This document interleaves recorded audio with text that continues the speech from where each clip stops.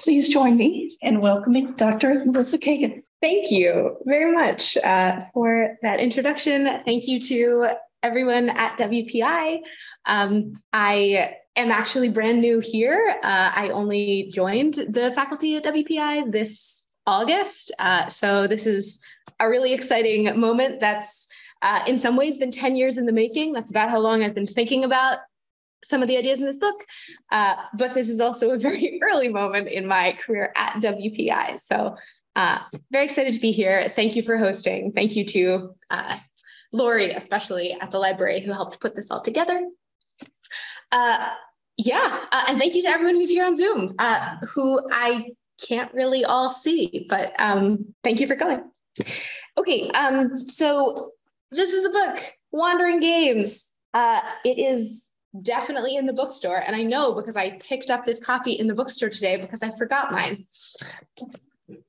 And I wanted to start out, I really, as I think a lot of people say, like, I want this to be like a very open Q&A style thing, but I'm not sure how many people or when the questions will start rolling in. So I'm going to start with some basic background on the book and the concepts in it, and run through some of the basics. And then I'll kind of pause and see if there are questions or if anyone on Zoom has questions, and hopefully go from there. And also, please feel free to stop me at any point if you come up with a question while I am mid-spiel. I am totally happy to be interrupted. So,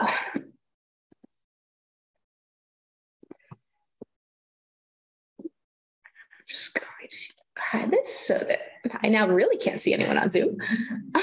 So I started this project with these basic questions. What does it mean to be a wandering body in a game world? What does your ability to wander say about the game, the world, the body? Basically, what are the constraints placed on your wandering body? Say about the game, or say about the game world that you're inhabiting, or the body that you have to be in within the game, or the body that you have outside of the game. And also, what happens when we take the wandering part of a game seriously? We spend a lot of time wandering through game worlds, but oftentimes that is treated as just within the background of the game. You know, you're wandering in order to get to moments of conflict, finding a new boss or finding a new area or advancing the storyline in some way. And I am curious, or I was curious about what happens when we take the wandering part super seriously. So I did. In order to understand why I cared about that, I'm going to roll back a couple years and talk about where I was coming from when I came to games. I only came to game studies about 5 years ago at this point. So in grad school, this is a snapshot of grad school Melissa. I was really interested in opera.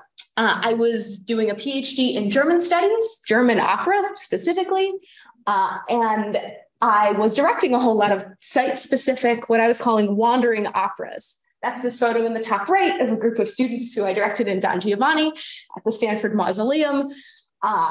And the other images here are all snapshots from pieces of research into wandering opera and wandering identities in German literature and culture that I was doing as a grad student. So this is a snapshot from Parsifal, the Wagner opera. Here's a Friedrich painting on the bottom left that we'll get to. Here's a famous woodcut of the Wandering Jew. So there are all these different notions of wandering identity that were swirling around in my research. And I was interested in German and Jewish notions of wandering. And at some point, someone said, oh, it's around 2012, 2013. Have you heard of the concept of a walking simulator? A game in which all you do is walk around. This seems like a thing you would be interested in, you with your weird fascination with wandering. And I was like, it does, in fact, sound like I would be interested in that. So in my set of publications, you can kind of see that moment right in 2017, where I realized I was no longer interested in German opera about wandering and shifted entirely into studying walking simulators and especially gender in walking simulators. I was really interested and made more interested in walking sims around the time of Gamergate. which I don't really want to go into in great detail, but I will if you want me to. Anyway, so I was really interested in how walking simulators and Gamergate both happened at around the same time. And I thought I knew some of the reasons for that by looking at all of these cultural historical valences of wandering and gender. Basically, women aren't allowed in the public space in the conventional, using the conventional notion of the flaneur. And so walking simulators were and are a more feminized form of gaming and illustrate a world in which women are allowed to be in public space without being attacked.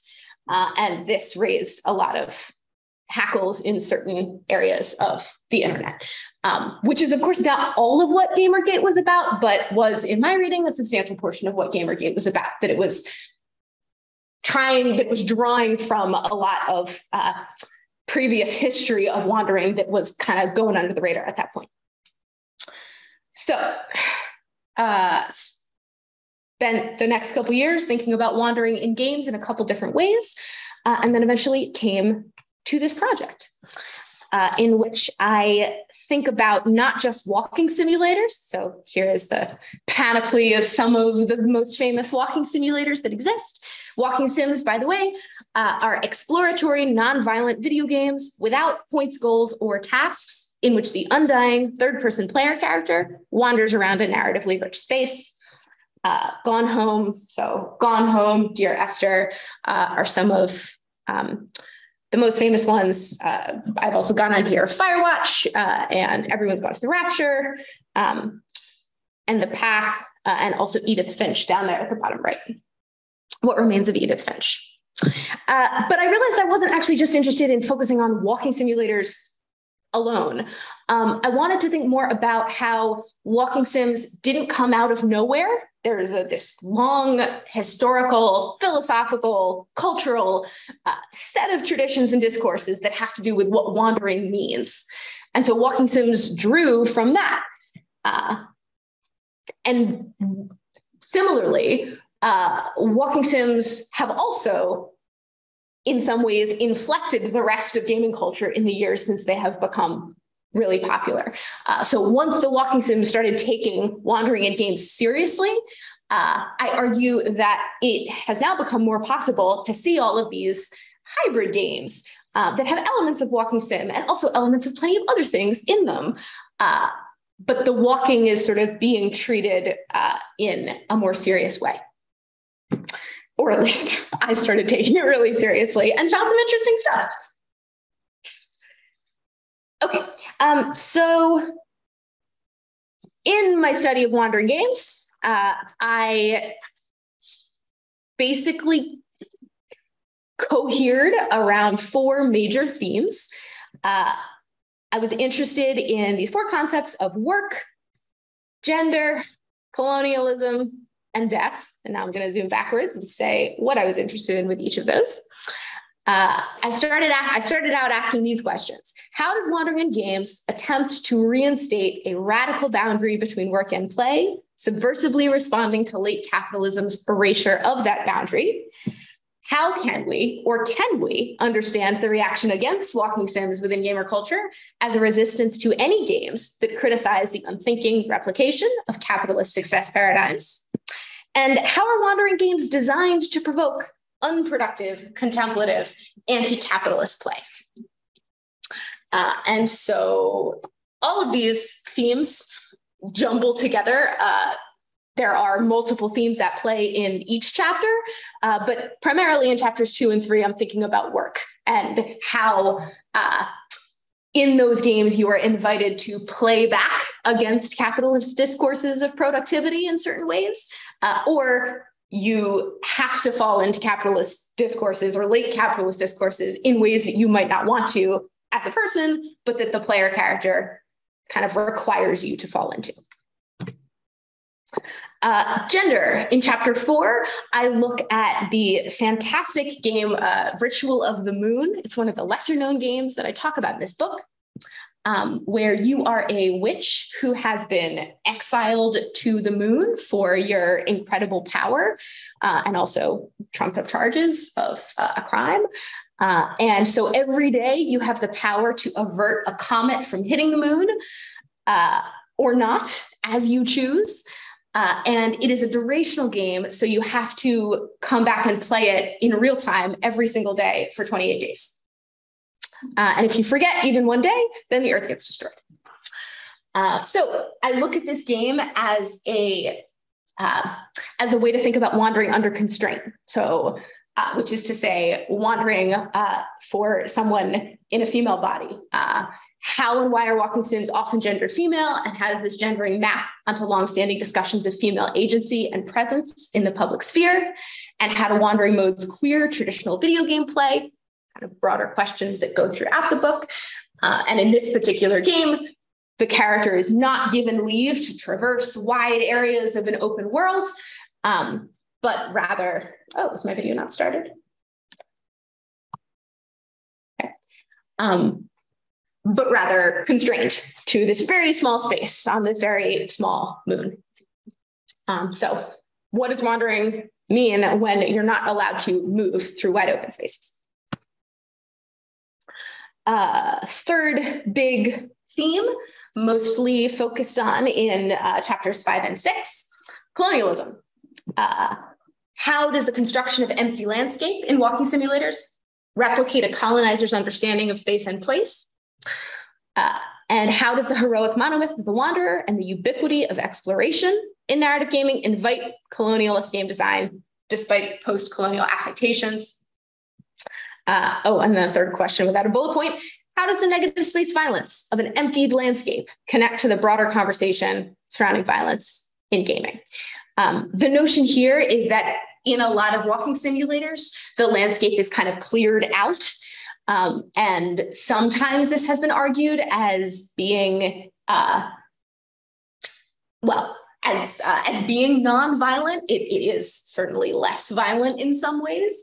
But in my analysis, it really becomes clearer that if you just clear out all of the NPCs of a world before the explorer player character gets there, that doesn't mean that there weren't originally people in that world. You don't have to reckon with the guilt of doing the violence to clear them out.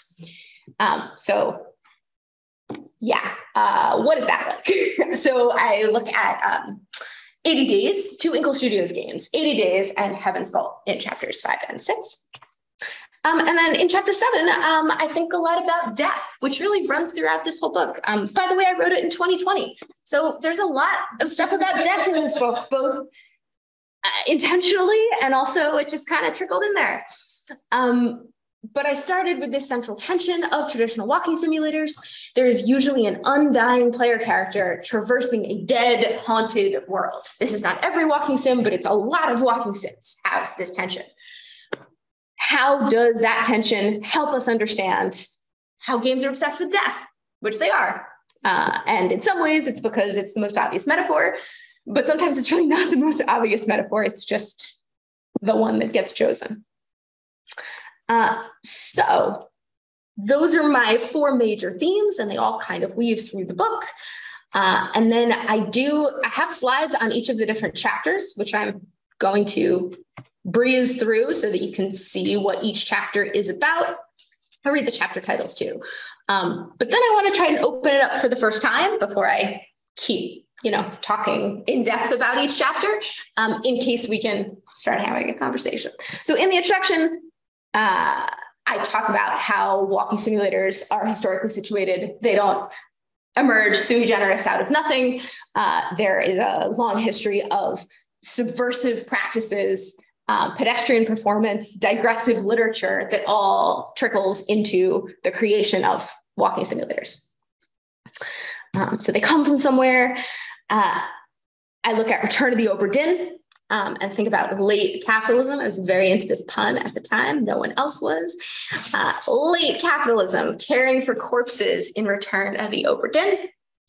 A game in which you are exploring an archive of corpses, which is different from in a lot of games with this sort of archival mechanic where you're exploring texts and then trying to figure out what bodies used to belong to those texts. Here, you're looking at a whole slew of bodies and trying to organize them into text. And you're also playing as a worker. In both of these first two games, you're playing as a worker. And so theories of elite capitalism come in here, especially in this game, which is so strewn with corpses. Then I look at Eastshade. Eastshade as a fantasy of work. Eastshade, which was honestly, I think, the game that I loved the most playing. It is so much fun to play Eastshade. It is so delightful and romantic. You are a romantic wanderer. You are an artist who is wandering the countryside, painting beautiful scenes for money, for glowstones. So I'm interested in this chapter in different economies at play in a conventional RPG. And especially in the tension that emerges when you have this game that's ostensibly about a totally uneconomic wandering for the sake of beauty and painting and art, but that actually winds up being extremely focused on different economies and exchanges that you need to pay attention to if you want to succeed. And I think too about, how this relates to practices of game creation. I analyzed some of the press materials put out by the studio, which also have connections to there's a similar character that is being played out in the press videos of the developer working long hours, eating ramen, sacrificing everything for love of art, and the player character who you're playing in this game, who is a wandering painter, sacrificing everything for love of art. Oh, there's someone in the chat.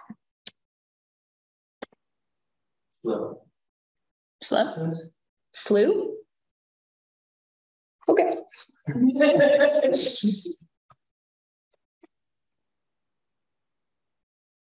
All right. Oh, as in lots and death. Okay. This next chapter, Walking in Circles, Bodily Constraints and Ritual of the Moon. This is where I'm looking at the body that is constrained and not allowed to wander, and how internal wandering occurs instead. By the way, these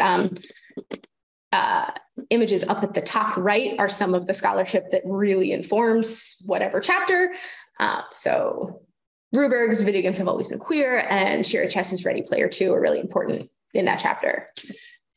Just like Ergen Bullett's A Precarious Game is a lot of what I draw from in this chapter, and Margaret Schwartz's Dead Matter and Jennifer Malkowski's Dying in Full Detail. Were really big works for that first chapter on Overdid. Next, 80 Days, Traveling Through, Decentering the Explorer. So, and for this chapter, Soraya Murray's On Video Games was crucial, and so was Flanagan's Critical Play. And so this chapter is basically about how 80 Days does this anti-colonialist game design practice of making the player, who is the explorer, Phineas Fogg's gentleman's gentleman. So his servant, Passepartout, is the player character. But the world is so much broader and vaster, and it's made clear that the world does not revolve around you the way it does in many games, which is an anti-colonialist game design practice. To make the world not revolve around you, to make it so that you don't expect to enter into a space and be immediately the occupier and possessor of it. In this chapter, Worlds Made of Words. Empire and Undoing in Heaven's Vault, I look at another Inkle Studios game that is also heavily decolonial, but in very different ways. And I do a lot of thinking about language and how language makes empire. And how a lot of the play of this game is undoing and roaming around within different linguistic realms in order to undo the violence of empire at the center of the game. And then finally, I think about Afterlife, Death Stranding, and The Last of Us Part 2. I wanted to spend at least a little bit of time in this book thinking about big budget AAA games because it's a lot easier to find examples of some of the things that I'm looking for in indie games. And I wanted to challenge myself to pay attention to big budget games as well. And what I found, and I'm really glad I did, because what I found is that Pilgrimage is kind of this hidden core at the center of a lot of these big budget games, or at the very least of these two. A pilgrimage, a spiritual journey, a quest for forgiveness and redemption that is won through the hard work of walking a landscape back and forth and back and forth. But it's kind of papered over with the hyperviolence of all the conflict, which is what on the surface it can seem like these games are about. But I think they're actually pilgrimages. Cool. Okay. Well, after saying I wasn't going to talk through each chapter, I then kind of gave a snapshot of each chapter, but that's fine. Does anyone have any questions that they want to throw at me, or anything that I breezed through too quickly that you want me to explore? Monty. So, simple question. Please. The stuff you're seeing about wandering, is that an artifact of a game where you wander, or was that the designer's intent? Yeah. So in this project, I, for the most part, wasn't as interested in the designer's intent. In part because, I mean, that just kind of wasn't the direction the project was going. And I wanted to be careful not to put words in people's mouths, especially people who are still active game creators and, you know, working and stuff. So yeah, it's more about taking the object as it is and saying, what happens? What is it possible to think through if I take wandering in this game seriously? Oh, it looks like wandering in this game is a decolonizing practice. Interesting. That was kind of the process of it. Let me just. Journey very much fits that template too. It does. Joseph Campbell, The Hero's Journey. True. Yeah. Really cool book. I'm looking forward to reading it. Thanks. So I was interested in the politics that you're seeing in these games, the sort of anti-capitalism and feminism. So are these like explicit politics in the games? Like I'm thinking of like sci-fi stuff, and you know, it's like really clear that these people are offering an alternative to capitalism or an alternative to who we are in the way that they present possible worlds for you, right? There's always that kind of, at least in, I'm not a gamer, I don't know games well, but is that what you're seeing there? Is it especially in the indie games or versus the big games? Is there an explicit attempt to have people wrestle with capitalism and patriarchy? Or is that just like they're just representing the world as it is and you're reading the politics of what could be?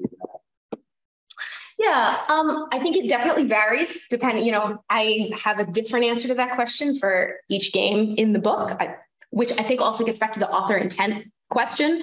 And sometimes it can be interesting to read like what the author or the developer has said about the game versus what I'm seeing in the game.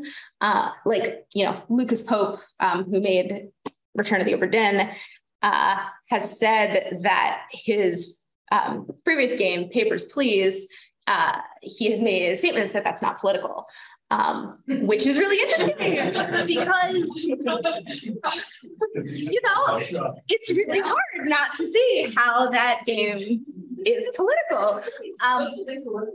So this is part of why I'm like putting aside what the author said, not out of disrespect to their intentions, but because I think that it's a lot more interesting to say as a player and as a critical thinker, what are these fantastical worlds enabling me to practice that I might not have the chance to practice? What kinds of resistance are they enabling me to practice? Are they enabling me to think about inhabiting an economic system that isn't capitalist? Or are they, you know, making me see a little bit better the tensions of living in a late capitalist system because they're putting me into such a hyper-capitalist world that I then feel uncomfortable? that could be that is a thing that is, I think, happening in Oberdin. You are forced into this extremely capitalist position because you are doing a job. You are an insurance adjuster. You are there to document how everybody died. And if they died in a way that the company, the East India Company, is responsible for, then their survivors get a little money. And if they died because of their own fault, then they don't. And so, and you are the one who's responsible for marking in the book. And, but the game doesn't let you sort of make your own decisions about that and say, well, the sea monster took this person, but technically they did light the fuse of the cannon that killed this other person. So they actually killed somebody. So therefore they were not innocent and their survivors don't deserve any benefits. This is the kind of evaluation you have to make in order to play the game. And being forced to do that 60 times makes a person, even a not critical of capitalism person, stop and think, hey, wait a second. I don't really think that's fair that this person got eaten by a sea monster and still isn't getting survivor benefits. Yeah. There's someone in the chat. And then Julian. Todd Wheeler. Hi, Todd Wheeler. This is so fun. I have no idea how much you were in the Zoom.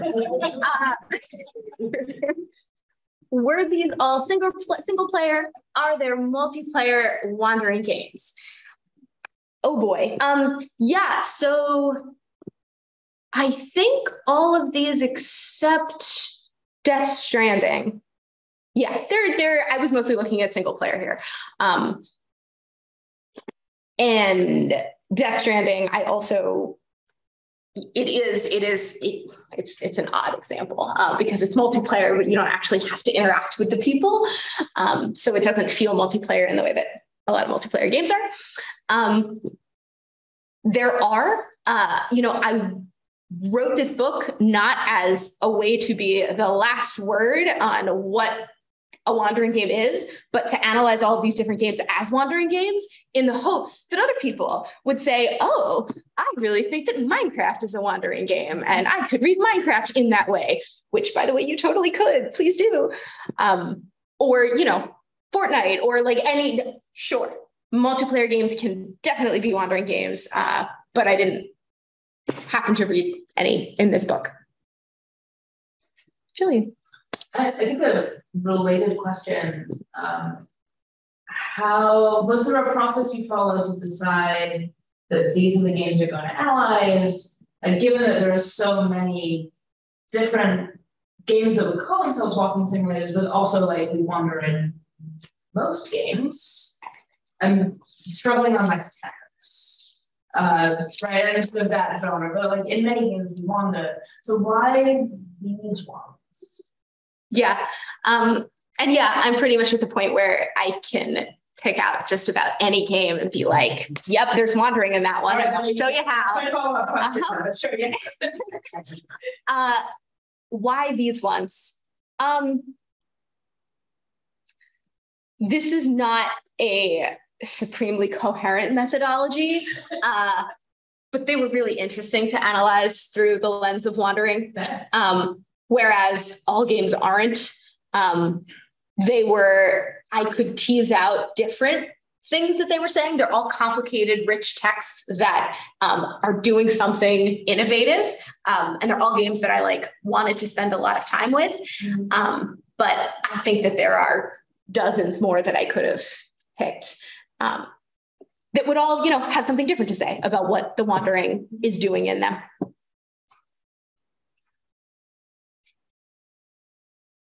Can I ask? I was going to say, can I ask a follow-up question of if you're saying you can read wandering in many games? Oh no! Yeah, well now you're going to find one I can't. But go ahead. No. What? I guess how far afield does that Are you saying that we would be surprised that you can read wandering in some set of games? No, for sort of top-down puzzle games, what's the space of what can be read as wandering? Yeah, I don't think it is surprising. I think another way to say this is that like there's exploring in just about every game. So it's not a surprise that it's possible to see players wandering around and exploring spaces. That is pretty fundamental to a whole lot of games. There are some games that don't do that, but most of them, some pure puzzle games like Tetris. So yeah, I don't think it's surprising. I think that most of the time it fades into the background, what the wandering is doing. And so what I wanted to do was just take it seriously and not have it be a thing that, is kind of quotidian and like this boring thing that happens. I mean, we have like fast travel. We have all of these ways where we kind of treat wandering as this thing that's like very annoying. And we want to be able to just jump between exciting thing to exciting thing. And something cool happens when you don't do that. Sometimes it is just real boring. There are a lot of bad games, Were all these from US-based studios? You think that, and if so, what do you think the impact would be if you had explored other places? Yeah, great question. For the most part, yes, I think a lot of them are North American. I'm trying to think through which of them might not be. I can't say for sure. I think Kara Stone is maybe made this in California and now lives in Canada. Yeah, it was a grad project at UC Santa Cruz. Okay, thank you. This was, Inkle is in the UK, and the main, or of a writer who I cite, who wrote a lot of this game, possibly all of this game. Meghna Jayanth is from the UK, or yeah, in the UK as well. There's also Inkle, so also UK. Yeah, it was a pretty North American project. Let me just see what's happening in the chat, just in case. Death Stranding was developed by a Japanese studio. That's absolutely true. Thank you, Kurt. Oh my gosh. Yeah. Oh, it's Sonia. Okay. Lucas Pope now lives in Poland. Fair enough. Sonia, I will get to your question in 1 second. Thank you for it. But yeah, I think what would have happened, I don't know what would have happened if I looked at games from other places or games that were developed in other places. I actually don't want to speculate on answering what that is because I didn't do it, but it would be really interesting and I would like to. Thank you. Yeah. I have two kind of questions. One I was kind of curious about, how does wandering kind of maybe increase the educational level or the unintentional educational, like, because it's games, so it's entertainment, but like the ones you picked upon, like over, they're going through shift logs and sort of unintentionally learning history. So how does this wandering help kind of learn maybe about other realms or what's your thought on that? So I think the most important thing you learn by thinking about wandering in games is how to resist things. I think that's more, I didn't look at educational games for this project. I did a previous project on that had more to do with serious games and educational games, just a paper. But in this one, I was much more interested in kind of ways that play enables you to break out of structures that you think are inexorable and inevitable. So to the extent that, that is educational, it's just sort of like emancipatory. You can play around with the borders of this thing and something that you think will never, ever change. It turns out that in this game world, you can change it. That I think is the most important thing you learn or could learn by playing this kind of game, especially in, so Heaven's Vault does that in spades and it's a fascinating example of how you sort of start out as this colonized subject of an all-powerful empire. And by the end of it, I don't want to spoil it, but you are definitely not that anymore. You have kind of digressed and wandered your way into thinking about how you could unmake the entire system. But I would say that that's more important than when you know, a particular like task you're learning or like a history that is made available to you because they're fictional worlds. Yeah. And other question, yes. I was kind of curious. Well, I mean, obviously COVID and the lockdown and pandemic kind of affected how it would go. Mm-hmm. Do you think it affected like more subtle things? Like, did you pick different games, or like how do you think it kind of really changed how it came out? Thank you. That's an interesting question. I think so. Oops. This chapter, Wandering Under Constraint, I wrote in March 2020. And almost cited like the New Yorker, and I was like very specific about it. And then I was like, no, like I'm sure that by the time this is published, like that will not like still be a relevant reference. Oops. But yeah, I didn't pick different games because I submitted the proposal in February of 2020. So most of the book was baked. The only thing that wasn't was The Last of Us Part 2, which then came out that following summer. And then I thought I have to add this into the last chapter. But for the most part, the games themselves were pretty baked. I'm sure it affected my thinking, and I'm sure it made it so that all of the ways that I had been sort of starting to think about death in these games floated increasingly to the surface. But I don't know. I think about death all the time anyway, so maybe it was irrelevant. Did you have that was totally spot on? Okay. Pick that up.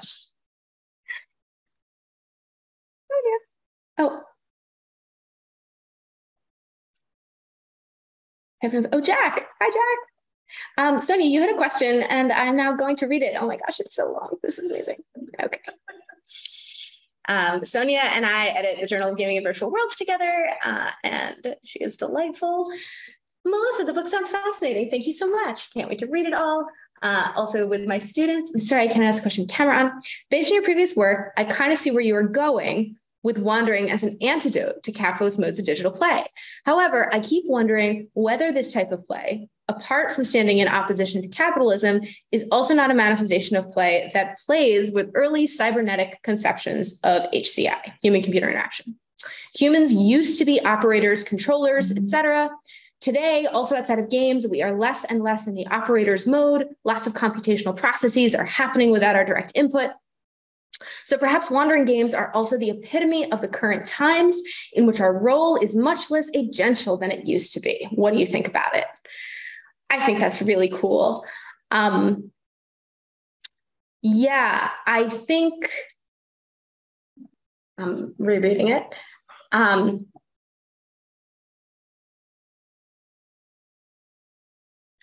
manifestation of play that plays with early cybernetic conceptions of HCI.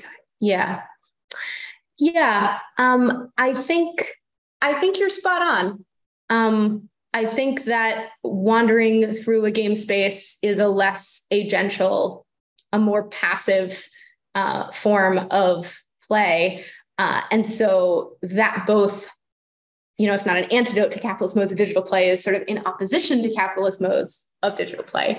But I think you're right that it's also just an expression of how we tend to see ourselves, not as operators, but as operated upon. We're given this world, and then what can we really do with it? We can wander through it. Punct. So yeah, I have to think about that more, but I like it. I think that definitely could be a really interesting direction. And I also see how it intersects with your work on, games that play themselves. Cool. Thank you for the question. Thank you for the answer, Melissa. I'm not sure if you can hear me. I can. Yes. You can. Great. Okay. I actually typed it in because it was like quite complex. And also I'm in a room where somebody's asleep. but I think now very sound. So sorry for dropping this question at you. I actually, like, putting work aside, I actually thought that with wandering games you have something which is it's an amazing example at your hand, or you pulled it in different directions. But I think it's on top of that, it's a limitation, but intuitively you have like such a great material at hand, like something that seems to me not only, wandering as passive. I didn't want to go into that direction, but it's something that is almost like a phenomenon of how we like, or an illustration of how we interact with technology today. And wandering can be very active, I can assume. It's like makes you wonder, like literally wonder, acting in this, automatic mode of open this chest, collect this, and has become a reflex, not a reflection anymore, because it's so much expected. So it's gone and makes you wonder. Not sure. Yeah. Maybe. I actually love those games anyway. Yeah. Sonia, you kind of fell out a little bit, but I think I heard most of that, and thank you. And I think you're completely right that wandering is not just passive, it's obviously also active, which is a cool, opposition. We should definitely talk about this more. And I know your book is coming out soon, so I'm really looking forward to reading that one and talking to you more about this. Thank you. Yay. Oh, this is for Sonia. Cool. Yes. And thank you for the compliments. That's really kind of you. I can mostly hear. Those were mostly compliments. Oh, thanks, Sonia. Cool. Other questions? Yeah. So it's making me think of a GitHub team called Kagen. Okay. That is it's about traveling. And it's not about reaching the end, but the rich journey. I'm not as familiar with wandering games. So is that like there's not an end goal, but it's about like how 100%. Okay. That's exactly what I'm talking about. Yeah. The end goal is not the point. The wandering is the point. Which, by the way, draws from a long ass history of digressive literature. There has very long been a style of literature that kind of goes in and out of fashion that is highly digressive. It's not about the plot and sort of going from point A to point B. It's about digression. Tristram Shandy is one of the famous the most famous examples in the European canon, but there are tons of examples of digressive literature. And one of the functions of digression in literature is to defer death. Italo Calvino has a good quote about this, but why do you digress from here to here to here? Why does Tristram Shandy digress?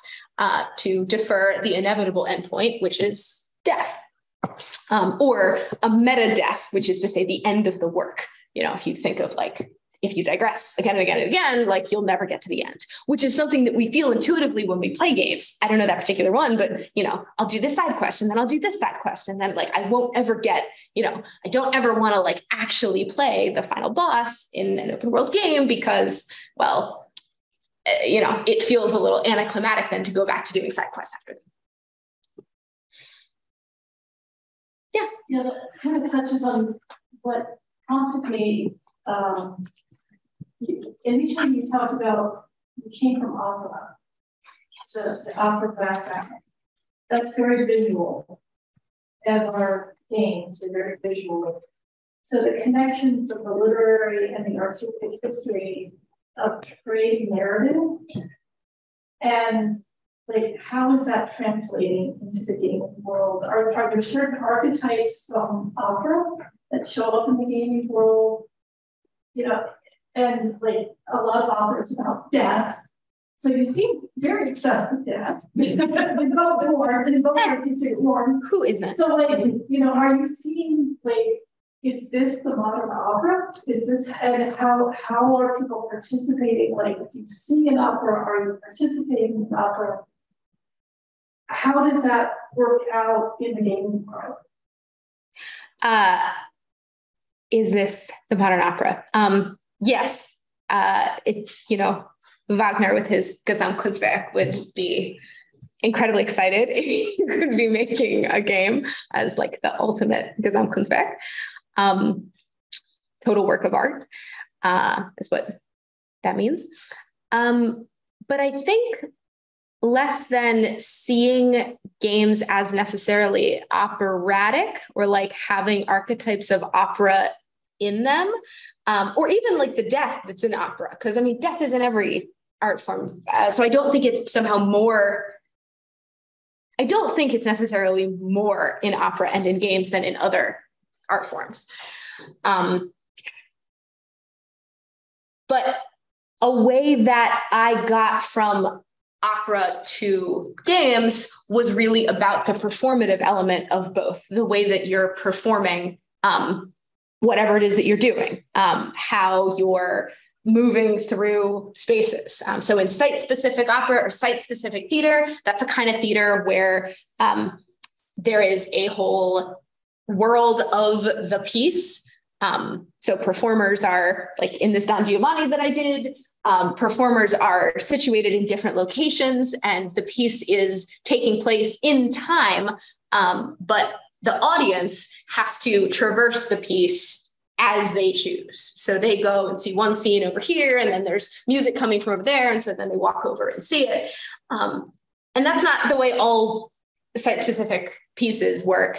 But once I started attending more of these site-specific pieces and making them, then it started to seem really extremely clear how much of a connection there was between site-specific theater and games, which is, something that's very, very well researched and documented.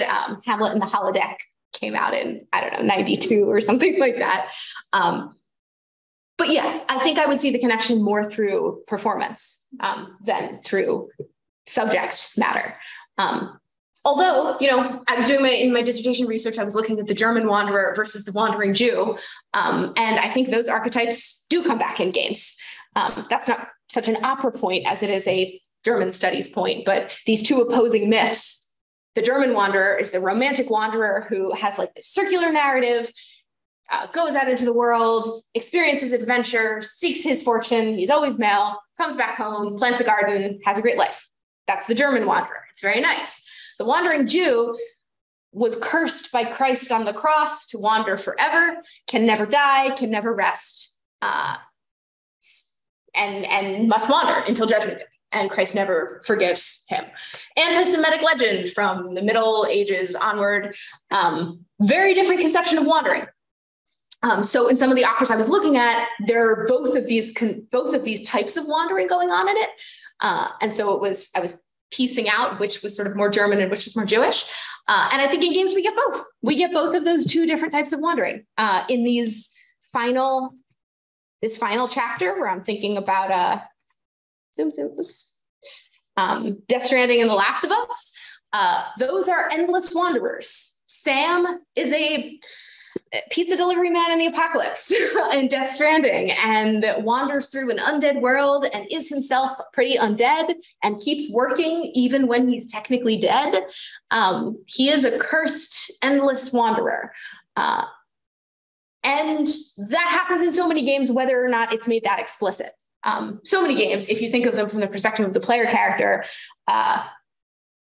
they are undead wanderers, and you are reanimating them over and over and over again to make them keep wandering for your pleasure. And not that, we're in a Black Mirror episode where they can tell or notice that. But if you kind of shift your thinking, or once I started shifting my thinking around to those, the perspective of the player character, they started seeming like a lot more like cursed undead wanderers who could never die, even after the game completes itself. I mean, in Death Stranding, you can keep wandering the whole world even after the narrative arc of the game completes at 60 odd hours. Which, I hope Sam is okay with, because we do that. Yeah. Okay, cool. Any other questions? Yeah, Jason. Sorry, I was talking about well.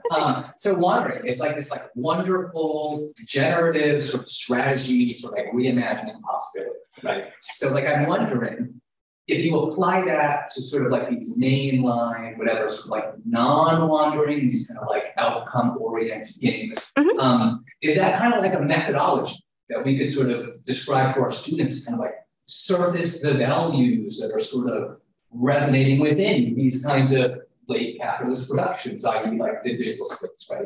Yeah, absolutely. It's this methodology, if I had to say it like that succinctly, would just be look at a game and then like smack a wandering lens on top of it and be like, if you're thinking just about the wandering in this game, what is happening? And what is everything else maybe obscuring to make it so that we can't really think about that? I mean, I was really excited to start to realize that I thought these were about pilgrimage.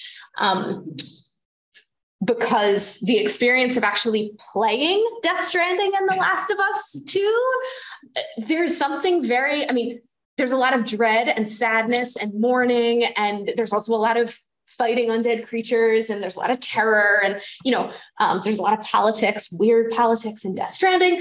And yet it doesn't kind of read as something so simple and traditional as it's a spiritual pilgrimage. It's trying to walk your way to redemption using a series of steps in the hopes that you'll maybe get there, but without any expectation that you actually will. Once I started seeing that as a religious practice, it also started making a lot more sense why some people might play games in ways they're not even really aware of. Like, what if there's a whole world of people playing, like doing digital pilgrimages and getting some sort of spiritual, something spiritual out of playing these. And, you know, they are, maybe it's this, maybe it's other things, but yeah, I think that's true. Cool. Thank you for the question, for the reframing. I appreciate it. Why are we given to the possibility to keep wandering after the main gameplay? I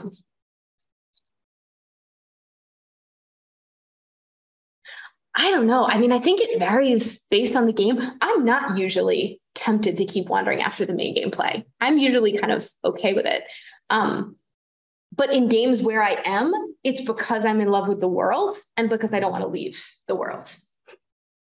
But like, I didn't keep playing Death Stranding after I finished. I mean, 60 hours. I had enough. Kurt, who's on this call as my research assistant and also husband, was really did great work playing that game with me for 60 hours. But we were done. We were very done. I haven't actually encountered any feedback from players on those practices. I mean, I didn't spend a lot of this book talking to players or developers. So I'm very curious to know what more players think, hopefully as people encounter it. But I don't know yet what they do. Good question. Cool. I think we're almost done. One more question? Do you ever think of exercise as a theme, or are there any other themes that you thought of for a moment but didn't use? Oh my God, so many. So many. I did think about exercise, and I think that, but I don't have anything interesting to say about it. When I've taught my wandering seminar, which is like what this book kind of came out of, I had one class session where I had students like take a walk and then like do an exercise video and think as part of like a segment on like embodied movement and how different it is to be, you know, actually moving your body versus like moving an avatar.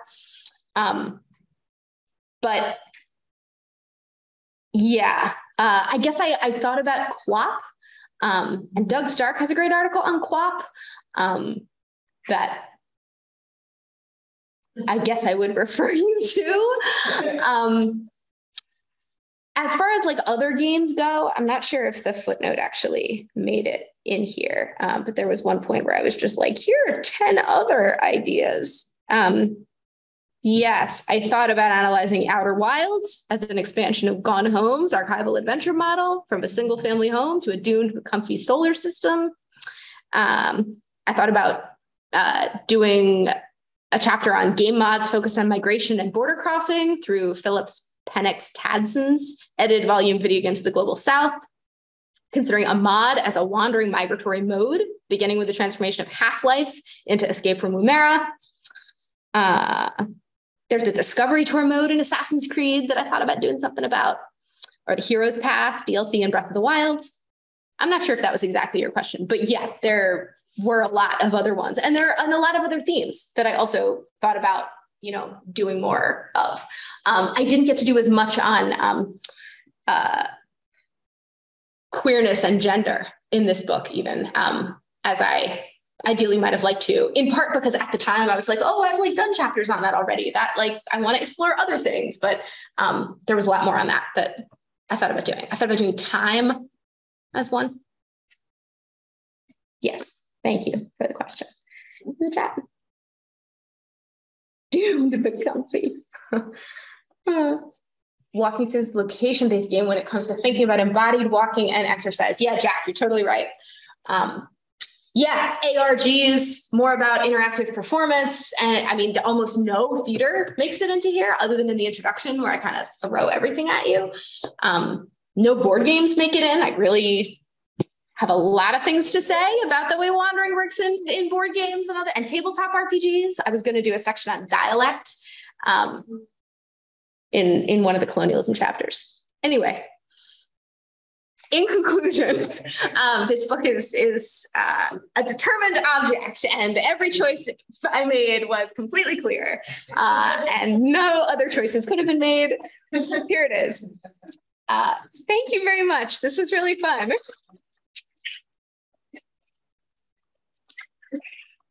And thank you to everybody on the Zoom. I really appreciate you coming, and I hope to talk with you more. I hope you like the book. Thanks.